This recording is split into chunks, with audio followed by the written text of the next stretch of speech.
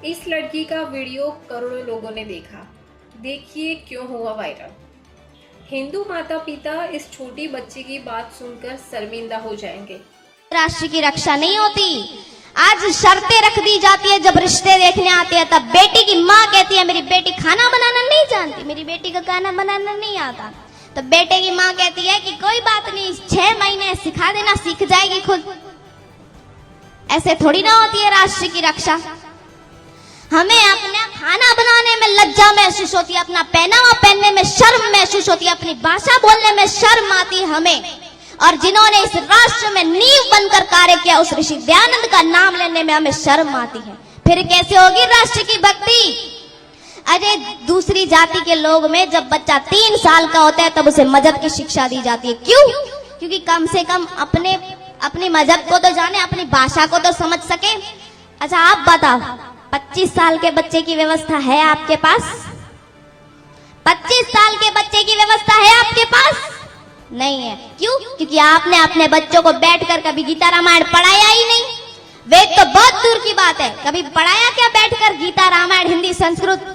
नहीं, हमारे बच्चे रामायण नहीं पढ़ते, गीता नहीं पढ़ते। अरे बच्चों तो बहुत दूर की बात है। यहाँ पर बैठे अधिकतर लोग जिन्होंने रामायण और गीता को केवल दूर से ही देखा है। फिर होगी राष्ट्र की भक्ति? राष्ट्र का निर्माण फिर कैसे होगा? होगा क्या? अच्छा ठीक है। फिर अर्जुन ने अपने राष्ट्र के निर्माण के लिए शस्त्र उठाए थे, अधर्मियों का नाश किया। जो जो अधर्म के मार्ग पे थे उनको सबका नाश किया उस धर्मी लोगों ने। अर्जुन ने फिर शस्त्र उठाए और फिर क्या कहते हैं अर्जुन को योगेश्वर श्री कृष्ण जी? यशोचन वसोस्वम प्रज्ञवादश्च भाषसे गतासु न गतासुश्च नानुशोचन्ति पंडिता।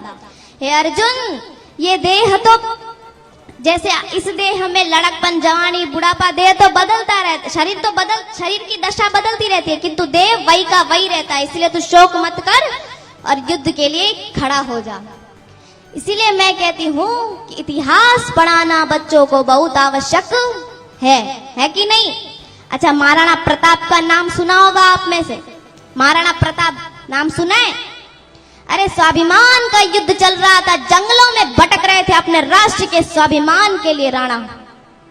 और कुछ लुहार जाति के लोग भी आए थे राणा के साथ, वो भी बिना किसी स्वार्थ के। और जो ये पूछ रहे थे जो लोग कि हमें क्या मिलेगा राणा का साथ दिया, वो अकबर के तलवे चाट रहे थे वहां पर।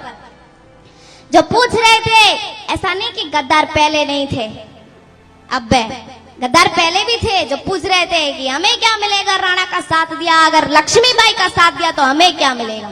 शब्दों पे ध्यान देना। राणा ने जंगलों में घास की रोटी खाई थी। वो घास की रोटी भी एक जंगली जानवर, बिलाव, नाम सुना है? बिलाव, नौरियो वो पर जो जंगली जानवर था वो भी रोटी हाथ से छीन कर ले जाता था राणा के। फिर भी राणा ने पशु को मारकर मांस का भक्षण नहीं किया। जंगलों में, अच्छा बता दो आप मुझे कि जंगलों में पशुओं की कमी थी क्या? राणा चाहता तो पशु को मार करके खा सकता था कि नहीं? लेकिन राणा ने अपने स्वाद के लिए पशु को मार करके नहीं खाया, है कि नहीं? अब बताओ, 14 साल की बेटी मर गई, राणा की गोद में दम तोड़ गई, 3 दिन की भूखी थी, लेकिन राणा ने मांस खा करके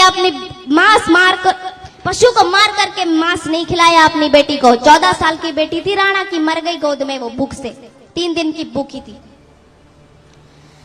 और आज जरा ईमानदारी से बता देना, हमारे दरवाजों के अंदर लिखा रहता है कि गर्व से कहो हम हिंदू हैं। आज उन हिंदुओं के घरों में ऐसी कौन सी आफत आ गई है जो मांस खा रहे हैं? अब तो ऐसी परिस्थितियां भी नहीं है जो मांस खाना पड़ रहा है इन्हें, है कि नहीं?